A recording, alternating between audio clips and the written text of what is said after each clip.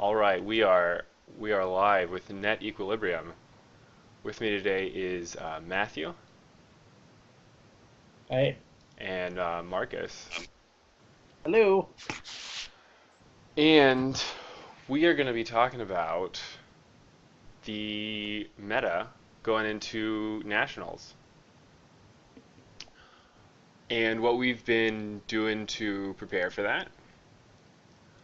I I got sucked down a pretty intense rabbit hole. I tried to construct a really in-depth Nash equilibrium for Netrunner, and it didn't quite give me the.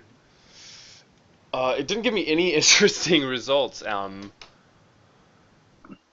of the reason for that is because it was really hard to get um, good data, and in the absence of that, I started to try to use my knowledge of the meta and how the matchups, how I anticipate that matchups would shake out to build this grid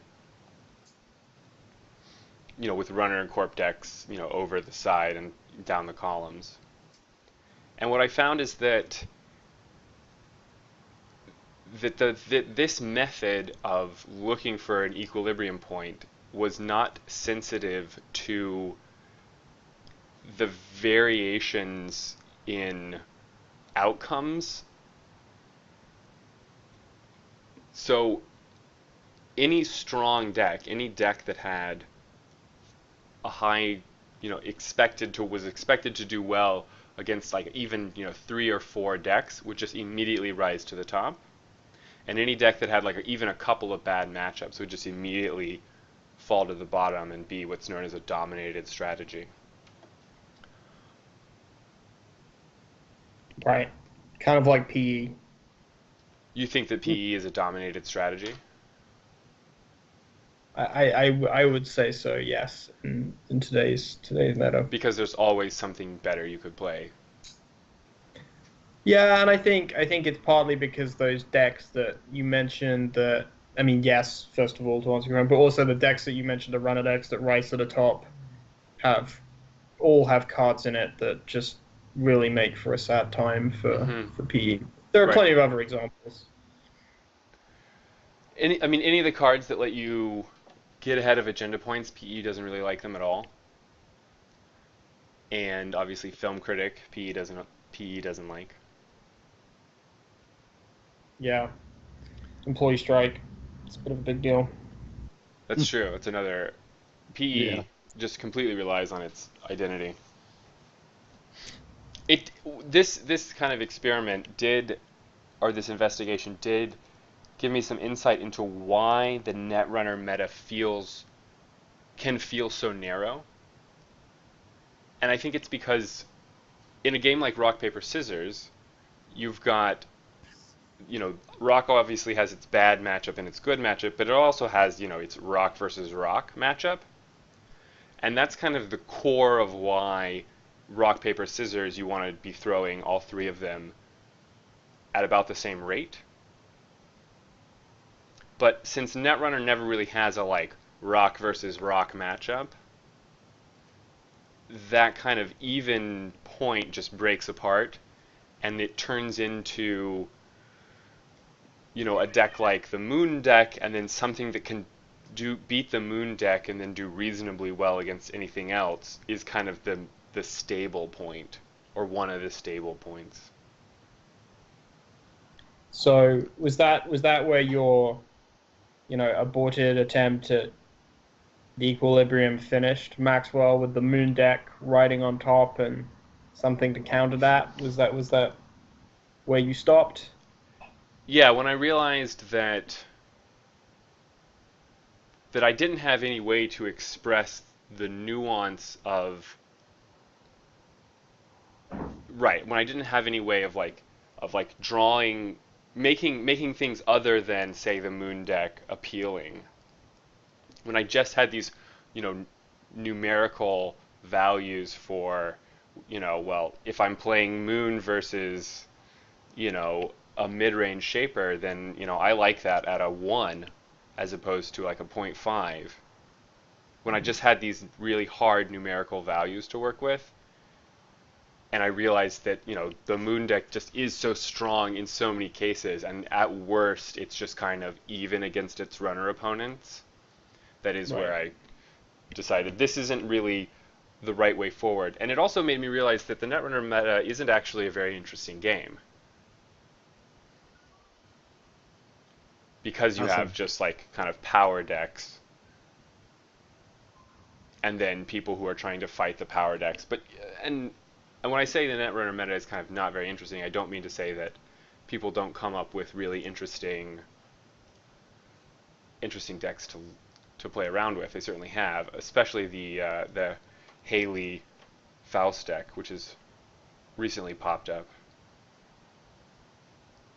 And I think there can be a lot of interest and almost beauty in the subtle variations, right? Like some people don't like the fact that 60% of the decks on the top tables will be the same thing, but the subtle variations in those decks can be in itself very interesting. That's totally true. Um, I Even though this has been kind of a temporary dead end for me, I'm still really interested in the power of mathematics to describe, the Netrunner meta, and I'm thinking about different ways to suss out, what are the true taxonomic differences between decks, and whether just making a slight change really will have a large impact on outcomes. Well, I'm Hmm. glad to hear you say that, Maxwell, because have either of you ever seen that Darren Aronofsky film Pi? I just had this image of you like solving Netrunner mathematically, and then FFG like coming after you. That's pretty much the best. That's what I'm shooting for, right? I'm not doing this to solve Netrunner to be good at Netrunner. I just want to be chased down by an evil game making company.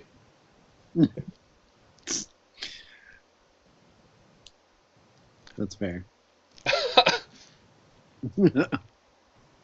So, would you say your experiments and your data collecting has informed your deck choices for nationals, or was this kind of a separate exercise? I think that it has ultimately. I think that it's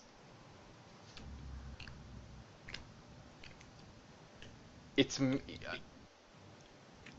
made me very hesitant to play anything that's got any sort of weakness in it, and it's really made me seek things that are kind of even tempered and kind of have a have some even theoretical game plan in a variety of contexts. Um, as far as like, has it made me want to avoid something that could get countered really hard?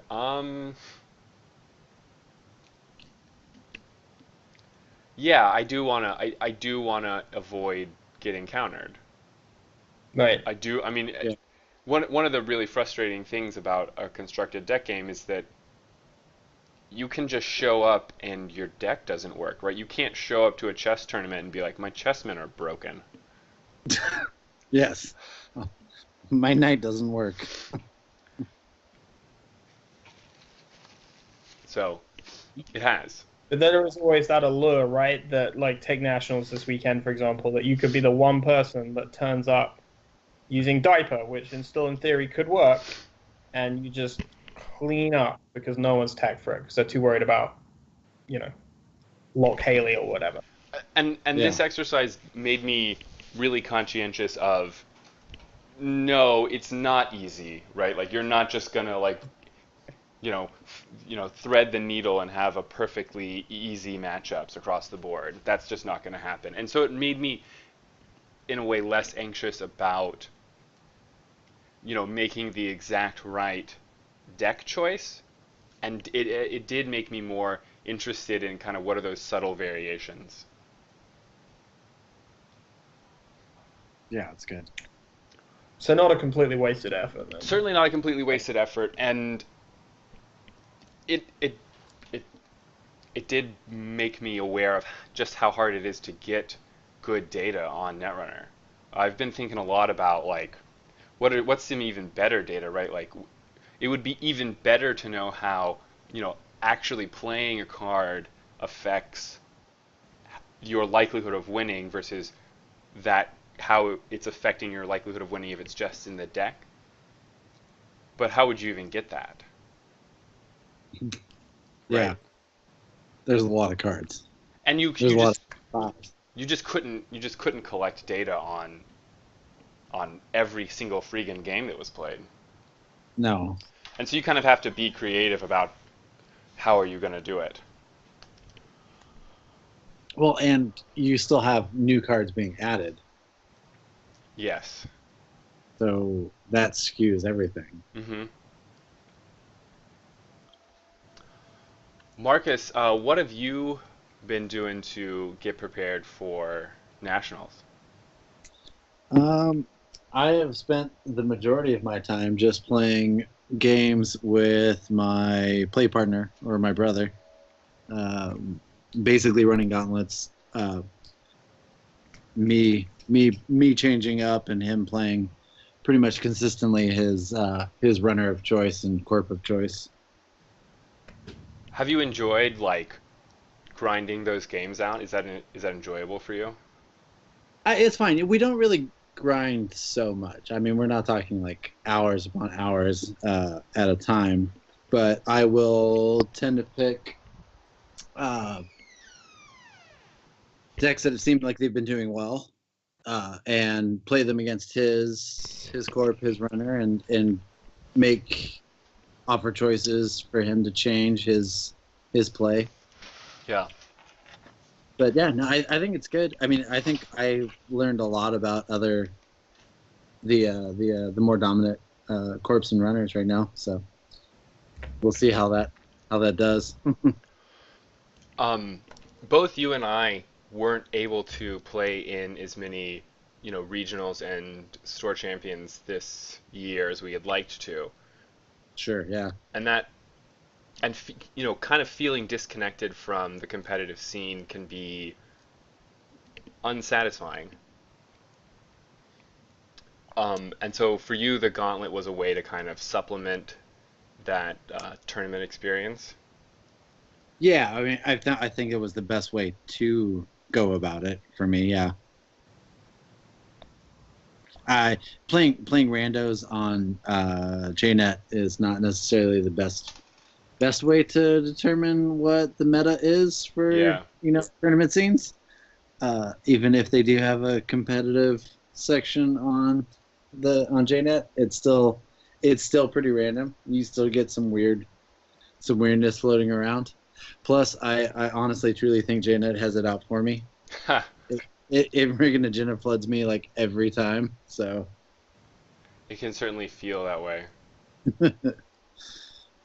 Yeah, I certainly think the proportion of off-the-grid decks, and I mean the card itself in yeah, competitive game, is much higher than in the real world. yeah, I don't know what it is about playing on Jinteki.net that makes you think I want to play an off-the-grid deck, but it just seems to entice people every time. I think that it could be how easy it is to do and how fun computers are and how fun it is to like be in the comfort of your home and just be like we're just gonna play a game when you put the time and effort into going to a game night or going to a tournament, you're investing a little bit more, and so you yes, kind of want to get more out of that investment. Whereas if you're just hopping on, you'd be like, I'm gonna school somebody with off the grid, and then I'm gonna log off. yeah, Yeah. yeah. There's that definite disconnect between the two, real world, fake world. Yeah, I can't remember who said it, but it was a Netrunner podcast I was listening to, and they made the point that you're much more inclined on JNet to run the 4 advanced face down card, because if you lose, you just hop on to the next game, right? Oh, no, it Sure. was a Junebug, I'm dead. Whereas in real life, that's a lot more embarrassing, and you might play much more circumspectly Hmm. in that matchup. Mm-hmm. Yeah, for sure. Yeah, that's basically what I've been doing this time. Have you found that some of the decks that you're playing tend to be the same, or have decks been coming out of the meta faster than you can really keep up with them? I mean, just recently, but that's just because life has gotten in the way. But no, I would say things are felt not stable, but slow enough to keep pace with it for sure. This has made me, wonder about how much effort does Fantasy Flight put into really, feathering the gas pedal on this game, making sure that it's actually changing at an enjoyable pace. I don't really Well, I know. I found don't really know if there's a solid answer to that question that we're going to be able to get to. It's just something that to speculate on. I found the pace of change over the last month or so has been great. I think, with the revised MWL happening at the same time as, terminal directives being released more or less, and having that in the middle of a cycle, Hmm. has led to some very refreshing evolution in strategies. Perhaps not everyone has enjoyed the outcomes, but new and interesting decks or retooling of older ideas that are now more powerful, I think have been coming thick and fast over the last month or so, and I think that's been very exciting. And I'd love to see that be the pace of change in the future. I mean, obviously they can't put out a big box every month, and they can't change the MWL every month, but I'd rather lean more towards that than the glacial pace of change that we had up until about a month ago. Yeah, I think that Yeah, the. but then Go ahead. go ahead. I You think that go. the change to the MWL almost was the biggest change. Obviously, Terminal Directive has some killer cards in it, but Particularly on the corp side. I think that across the board, there are bomb cards in. I think it's one of the best big boxes. But new pulling back the high power cards, right? Those high power cards are the cards that push decks to the top, and they just make those decks impossible to break down. And we do see some of those, really high power cards out of Terminal Directive. But hitting Cincy's Actors Union and hitting a lot of the Ice Resing Disruption cards and Faust and Rumor Mill forced a lot of change ups. I don't think that they're going to be able to create that level of disruption to the meta with just new cards, if that makes sense. Probably. Yeah. No, I completely agree with that. I mean, I think we're actually in a kind of very fortunate point in the game right now, just because those two things have aligned at the same time. Hmm. Um,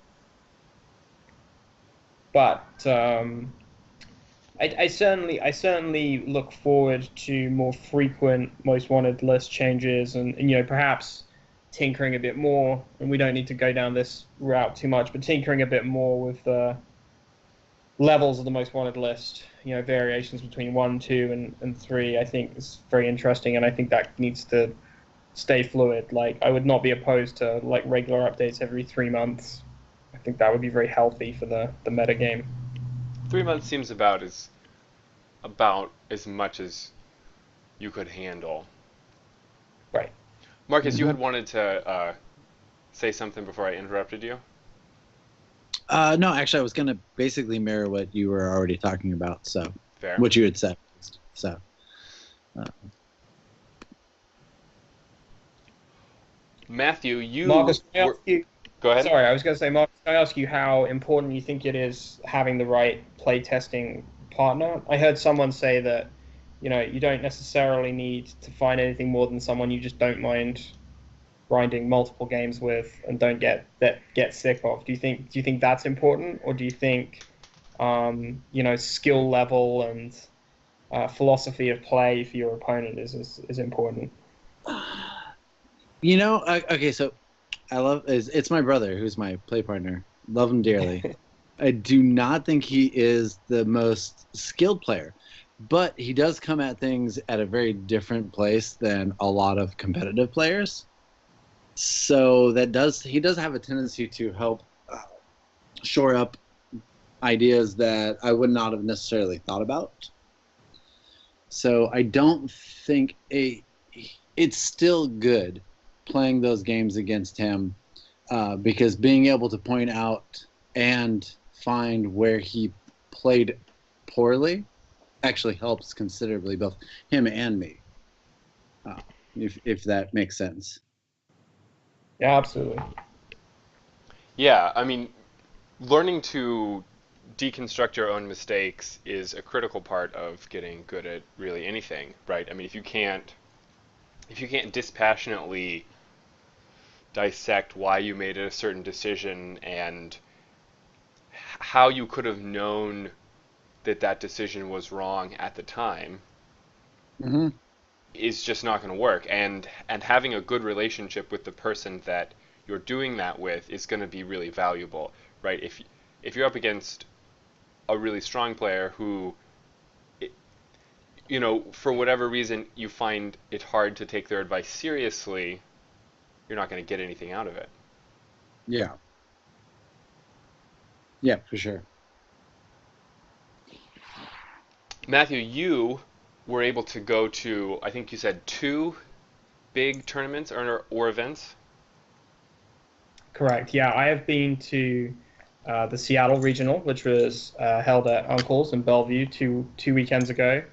And then I was at the BC Regionals in Vancouver this past weekend with a few other of the local players in Seattle.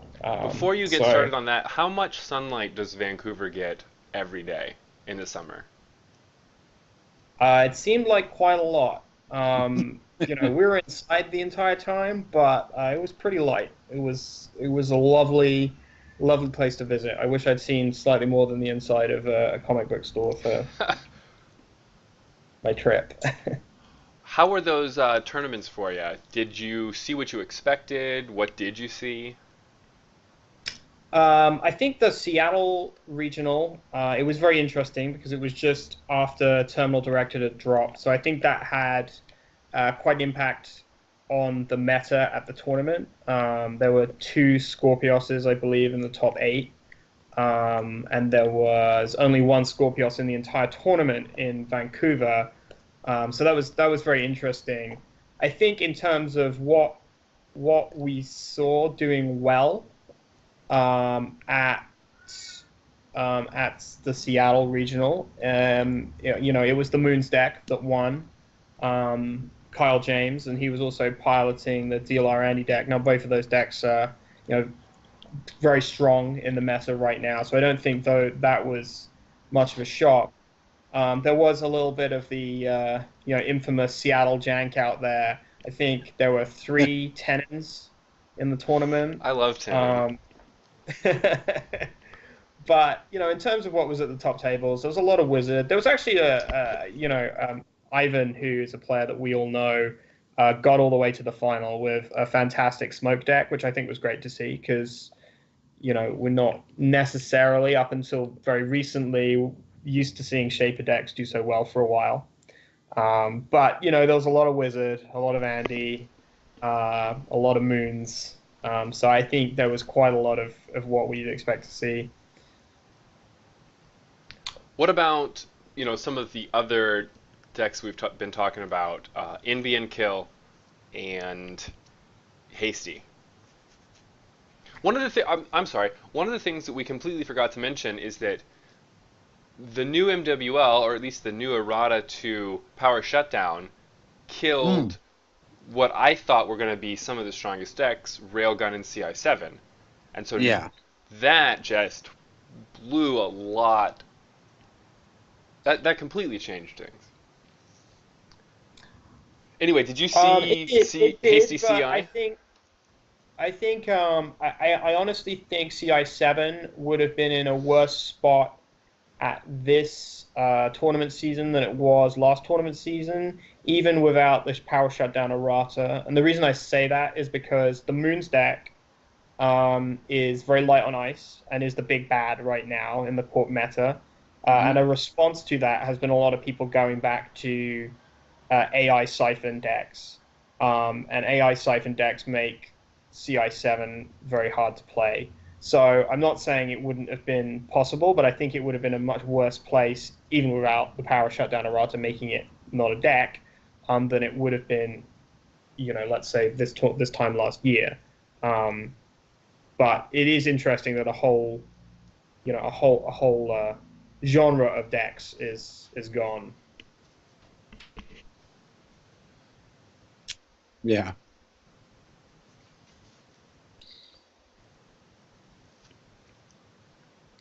So, as far as your personal experience, what did you take to those tournaments? So for the Seattle regional, I took a Temujin Wizard list as my runner. I played a couple of practice games earlier that week against Noah Podolsky of Seattle fame. And he had handed me his wizard deck so he could practice some corp decks against that deck. And in playing it for a few games, I decided it was very good and just stole it card for card. Can I ask you if it Um, had film critic and employee strike? it did not have employee strike in it, and I believe his version didn't have a critic either, actually. But those are very much tech slots that could kind of come in and out. But the deck I was playing did not have either of those cards. Um, the on the runner on the corp side, I actually built something pretty much myself. I mean, it wasn't like revolutionary or anything, but it was a soul deck playing 3x scarcity of resources. Basically, because I assumed that all the runners were going to be Wizard or Andy, and those identities generally like to install a lot of resources in their current incarnation, particularly. Well, Andy always has, but the current Wizards install a lot of resources. Um, and yeah, that deck went pretty well on the day, actually. Only dropped one game, and Scarcity of Resources just outright won a couple of games against DLR Andy players. That's a pretty incredible call. Scarcity of resource to fight Yeah, the DLR well, and decks. interestingly, this is why I say I don't think it was that much of a cognitive leap, but there was a deck that was pretty similar to the one I was running at Seattle Regionals, piloted by someone who won Chicago Regionals, and they had a much more tuned and better ice suite than I did. But it was the basic same idea that you run through X scarcity and then you just try and score fast using Sansan behind annoying ice like IP block and Newshound. Newsound is a pretty wild card.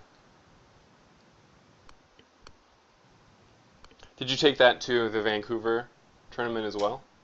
I did not, because having done pretty well at Seattle, I mean, I didn't make the cut, but I made top 16. I was pretty pleased with my performance. I then sort of thought, okay, well, now I've had this baseline. I kind of looked at the decks that did well at the Seattle Regional, and then sort of took things that I thought would be good meta calls based on what I'd seen at Seattle. So I've shifted on the corp side to Blue Sun, Interesting and choice. yeah, and on the runner side, stuck with Wizard, but really more as a response to the Moons deck. Dropped the Temujin contracts and switched over to a Desperado Wizard, Hmm. which I'd seen a few people do. Um, and that deck has its strengths and weaknesses, and there are some matchups that the Temujin is better, and some matchups that the Desperado is better. But those were the decks I took to Vancouver, and I think honestly that was a mistake in that I think um, there was probably more of an organic experience that got me to the Seattle decks, whereas I for Vancouver it was more of an intellectual exercise where I was like, oh well, this will be good, and just took it.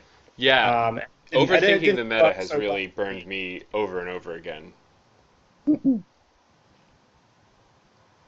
Sorry, I cut you off there. Yeah, no, absolutely. I mean, I think you have to find a deck that both works in the meta, but you are comfortable with. You can't just say, "I want to play this, and therefore I'll make it work." Or, well, let me rephrase that. There are people out there that can do that. I am not one of them. Yeah, it's a skill matters for so much, and when I was trying to kind of solve the meta, that was one of the things that just became really apparent to me. Even Absolutely. without even like looking at tournaments, right? Just looking at spreadsheets of how decks had performed against one another. There was so much variety, and they weren't really centering on any given point, and even people's experience and expectation of what was strong, varied really wildly.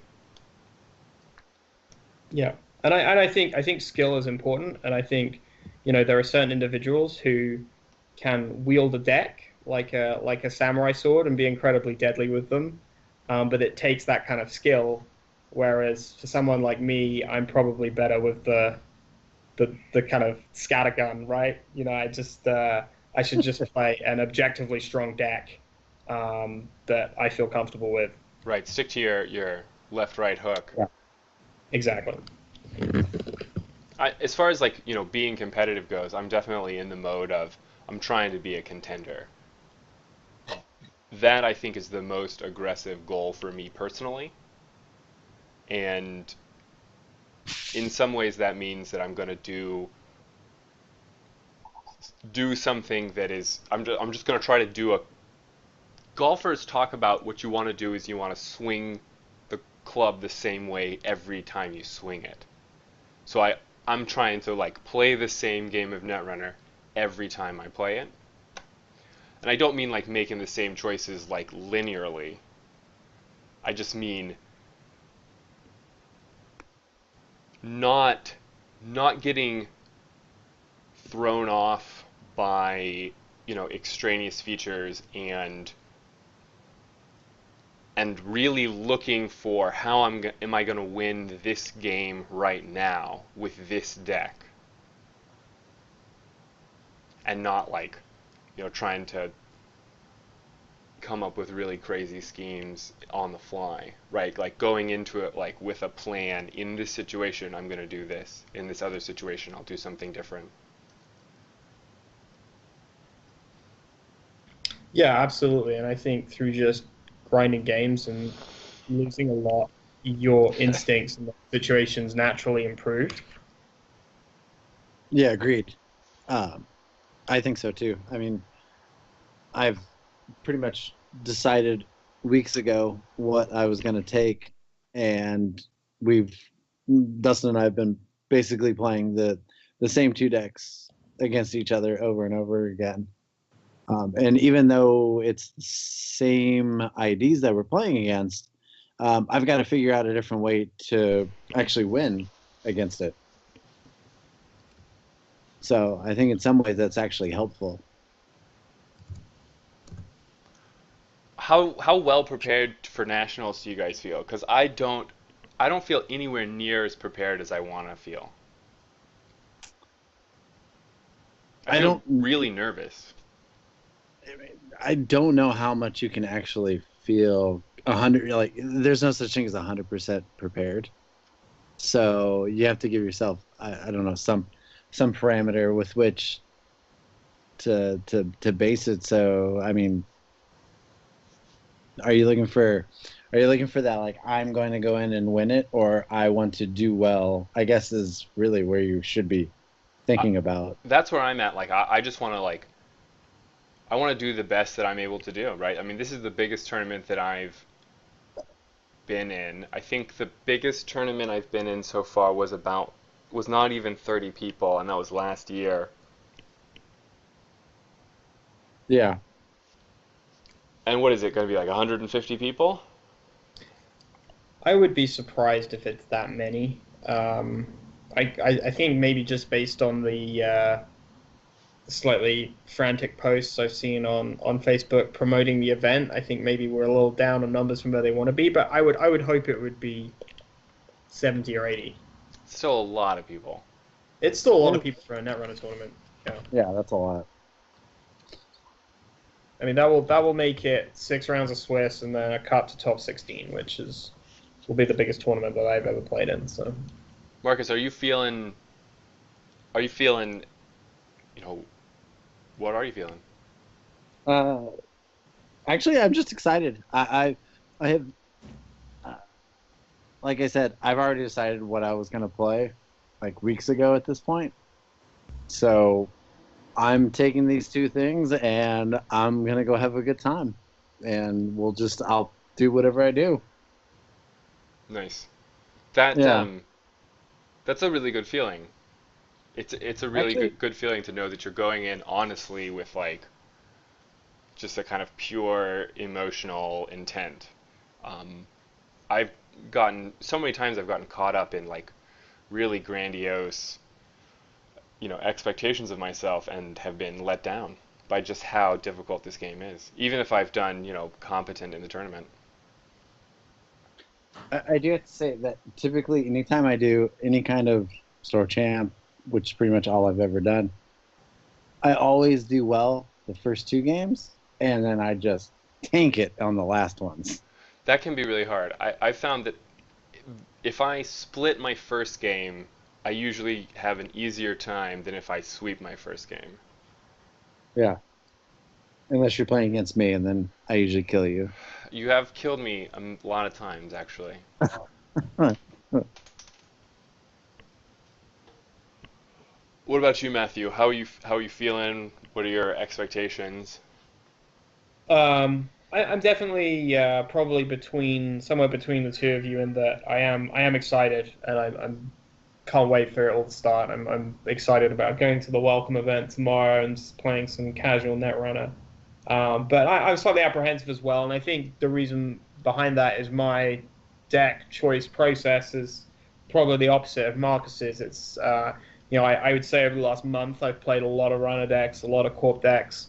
Have flipped back and forth between things, thought something's great one day and then terrible the next, and actually where I am right now, I feel very comfortable about what my choices are for the tournament. I think I'm going to be taking decks that are both strong and that I know how to pilot. But I'm a little apprehensive about how just how they're going to perform. So, or how I'm going to perform. So I would say feeling positive because I think this has been an interesting journey in terms of deck choices, and I'm happy where I am. But anxious about how it's all gonna turn out. I don't I don't know how you guys cornered me on the excited market. I didn't mean to sell myself short on being excited. Of course I'm excited. Um, But it sounds like you're nervous though, more than the both of us, it could more be. than Matt. It could be. Yeah. Are there any decks that any of us as individuals just said, I'm not going to touch that. I don't even want to practice with that. I know that for a while I was that way with CI7. I was just like, and I don't know what the nature of the block was for me personally, but that was a deck that I didn't or I wasn't able to explore.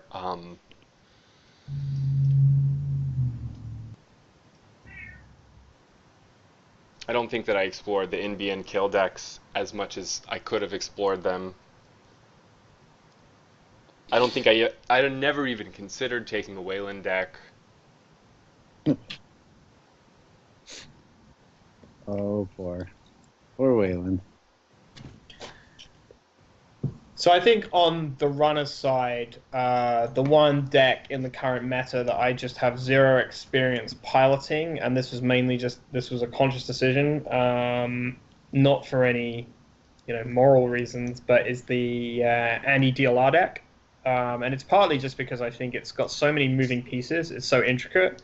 I just knew that I wasn't going to be able to pilot that well over a long tournament, so I didn't want to go anywhere near it. I agree. I Um, think that the DLR decks are fairly tricky to play well, even yeah, trickier and I than think Diaper. this iteration, I mean, I'm not saying that the max DLR deck wasn't hard to pilot, and it definitely had a very high skill cap. Like there is a difference between a good max DLR player and a really good max DLR player, and it's quite a lot.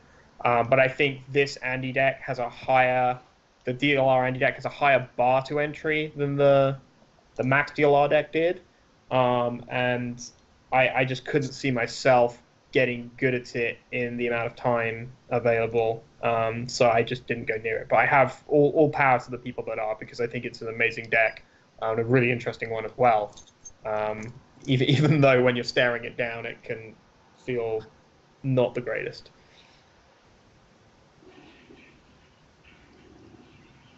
Marcus, what about you? Is there anything that you just didn't have time to practice or anything like that? Mm, no, I mean, obviously, CI7 was something that I'd never, obviously, like, just like you, for some reason, I don't know why, I just never wanted to try Mm-hmm. to play with it. Um, but no, I mean, honest, I can't think of anything that I have shied away from or tried to really explore all that much. Um, tried to just play as many different things as we possibly could in the short amount of time that we've had. Yeah.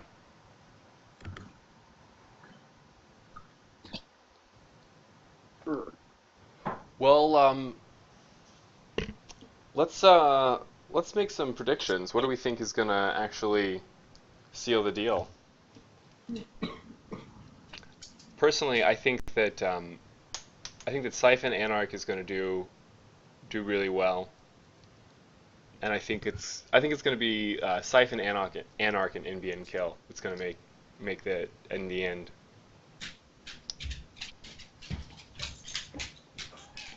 Why Ambient Kill? Because specifically the ones that have got, something like the Goodnight Boom by Code Marvelous that's got the 24/7 news cycle, Okay. just can you can just combo out essentially. Combo decks really kind of subvert a lot of matchups. They kind of just they play on their own terms, and once they're able to make the combo happen, they just kind of do it. Okay. And protecting yourself against booms fairly hard, For sure. Yeah. especially with the advent of MCA Informant, which is able to knock out Aaron Miron. Mm-hmm. So you get ready to do it. One turn, you kill the Aaron. Next turn, you combo out, and then you've won the game. And as far as Siphon Anarch, it has the potential to wipe almost anything out, right? Like every corp needs money. There's no corps that are floating around saying like, "Oh yeah, I have 2 credits. That's fine. That's not a problem." There's a lot of big ice, even in the moon decks. Yeah.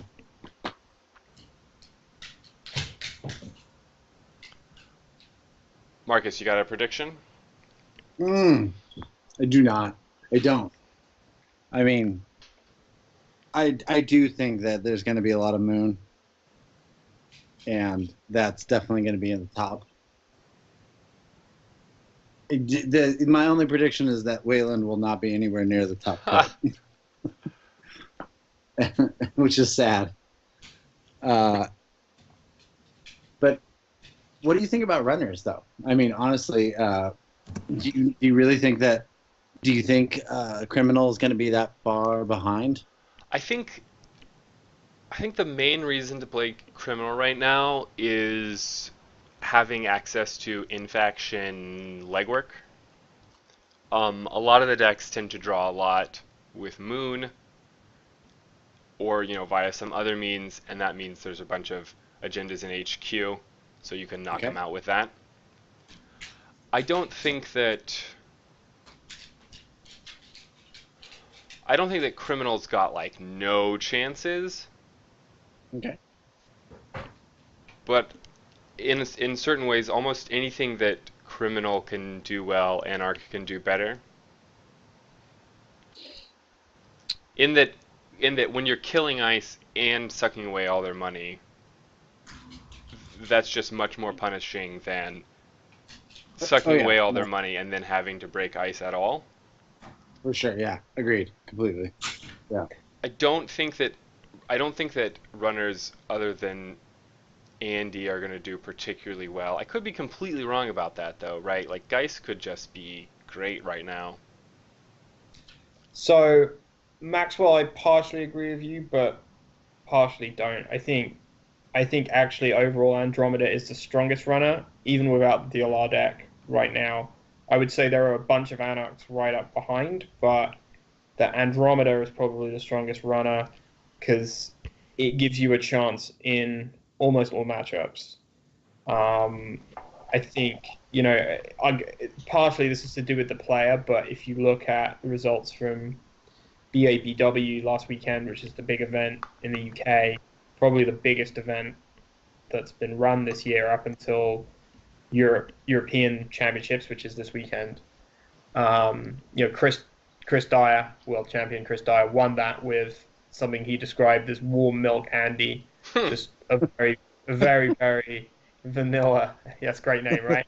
Very, very Yeah. vanilla Andy deck, uh, which I think has a lot of play against a lot of things. So I don't know whether that would actually be the runner I would pick to win, just because I feel like I have a little bit of insight into what other people might be bringing, and I would be surprised if the winner wasn't on a Haley Lock deck this weekend. That's where I think we're going to get a runner winner. Why are you putting Somebody your money on Haley Locke?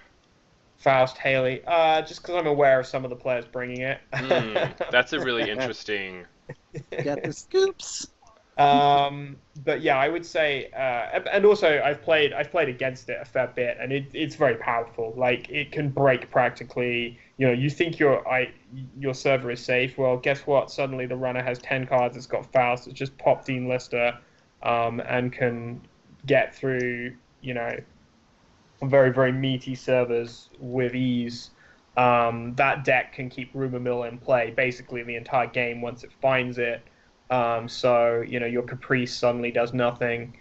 It's a very well put together and tuned deck. It's not unbeatable, but it's very strong against a lot of the current corporate, top archetypes right now. So that's my prediction for runner victory. Corp, I would be very boring and say some flavor of moons. I don't know what exact tech cards will be in it, but I think ETF playing 3 moons, a number of friends, team sponsorships, advanced assembly lines. By a number, you mean 3. You might play 2 team sponsorship, Maxwell. I thought you said 3 friends. Oh, you might. Well, most of the decks are playing 3 friends, but I have seen versions with 2. But yeah, it will certainly be paying 3 moons, and it will certainly be playing 3 Fairchild trees. So what is this Haley Lock deck not want to see, right? Like you're playing Haley Lock, your opponent sits down and they pull something out. What's the worst case scenario? The worst thing the Haley Lock deck can see out of any deck is a turn 1 scarcity of resources and no way to turn it off. Yeah. That slows that thing down a lot. Yeah. In terms of opponent, yeah, it's tricky. It's a tricky question. It can shut down. It can shut down a lot of things. I think that was part of the thinking behind quite a few people bringing Blue Sun recently to tournaments. Was that was something that the Haley Lock deck wouldn't like to see. It's quite hard to break, say, a Chiashi with Faust because things happen. So the problem being that the things that are good against the Haley Lock deck kind of have weak matchups against other things. Yeah, and that's something that is going to push this deck to the top, right? The fact that it's that it's weak against weaklings essentially. Right. Yeah, as I'm just looking at this list, and this is 0 hours list. This is, almost a really inspired piece of design here. Oh, I think it is. I mean, I think a lot of people when they saw Ubax and they saw the Laguna district, they're like, "Oh yeah, Faust Shaper." I mean, it had been tried before, but now you had some really serious tools to make it work. You had tools to That make bit it seems work like obvious, consistently. You right right? before it was like I'm gonna, do some game day magnum opus Theopolis Bagbiter shenanigans, draw my whole Right. deck, kill you. Yeah, absolutely. I mean, the cards that really make that deck, I mean, the Anu, Dean Lister, and Deep Data Mining. Yeah, deep So data the mining is kind ability, of nuts. yeah, yeah, it's a pretty good card. I actually played against this deck yesterday, and Councilman did a lot of work. Well, that's the other thing as well, because you're playing so few actual breakers. What you're playing one Faust, one Cyber Cipher, maybe a Chameleon. That it leaves a lot of slots for like insane tech cards, right? So you can play several Councilmen. They're all playing like three Sacrificial Constructs, so it's impossible to purge the clot. Um, you're playing Rumor Mill with three same old things. I mean, that's what Shaper's good at, right? Like Yep. buckets of tech cards, but it's been combined with an engine that can break pretty much any ice. Out there are some people saying, "See, they should have banned Faust," but I think that that's a fair comment, right? I mean, there's nothing totally unreasonable about that comment. I don't know if that means that they should have banned Faust. no. I think they Anyway, did what they needed to do. What was that? I can. I think they just did what they needed to do to Faust. I think it's good. I think it's good where it's at. Same with Rumorville. It's just that Shaper does what Shaper does, which is recursion. I mean, that's their thing. So they don't need. Well, they do recursion. They do search. So they don't need. You don't need multiple copies of it. You need one. Yeah.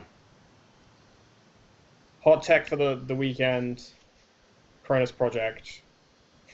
Yeah, right? Yes. Or Blacklist, I think it's called. Yeah, Blacklist. The guy with the backpack. The guy with the backpack. Yeah. The sad denied fool. Yeah. I could be totally wrong, right? Like this could be the thing that totally wins it. I like the misdirection a lot. That's pretty saucy. It's good, yeah. I don't even really think that there's a lot of like single tech cards that are going to do really well, right? Like Arc Lockdown's not going to really mess this up. Um, yes and no. It depends. There are cards that you can put in that will punish careless play with this deck, and I think Arc Lockdown is one of them because there are a lot of people that will pick this up, and the typical line of play when someone purges and you've got a bunch of clone chips and a bunch of sackcons on the board is to let the clock go in the bin because then you don't burn a sackcon and you can always bring the clock back with clone chip. Now, if you're against the Moon's deck and they've packed an Arc Lockdown, they purge you with Jeeves, they have a click left, then you're left with an interesting decision, right? You're left with the decision as to whether you burn, you burn a SatCon immediately, or do you burn a clone chip immediately to bring the clock back because they have a click left to potentially Arc Lockdown. So, I mean, I'm not saying that there are hard, surefire counters, but I think there are counters to the Haley deck that will punish your opponent if your opponent is not playing carefully and just relying on the raw power of Faust and Rumor Mill and all their cards just to kind of steamroll at you. So, all is not lost. Skill still matters, and there are some deck choices that you can make that might help your matchup. I think that's the best that you're going to be able to do, is to help your matchup. Right. I do think that on the corp side, this is the deck to be the most conscientious of, and be the most you want to avoid having no plays against this deck, because this is a deck that's going to say, right, you have no plays against me, all right, I'm going to kill you now. Right. Yeah. Yeah. Deep data mining. Oh.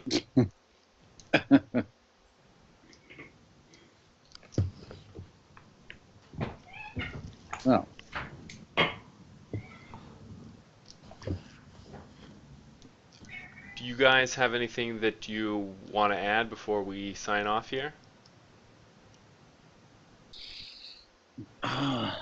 No, I don't. I do not either, other than to say good luck to all the Seattle-based players. That's right. Seattle better win this, right? If we get beat by some California hippie, what are we good for? Yeah. I will gladly listen to Noah hold this over us for the rest of our lives if it means that a Seattle individual wins. Yes, 100%. 100%. Well, on that note, we are going to sign off. Thank you, everybody, for hanging out. Thank you for joining me, Marcus and Matthew. And good luck to everybody on Saturday, and good luck to the Europeans on their tournament over the weekend as well. Good night, everybody.